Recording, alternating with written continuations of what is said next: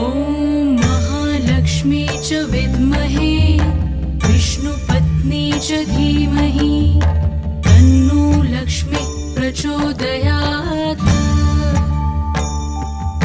ॐ महालक्ष्मी च विद्महे विष्णुपत्नी च धीमहि तन्नो लक्ष्मी प्रचोदयात्।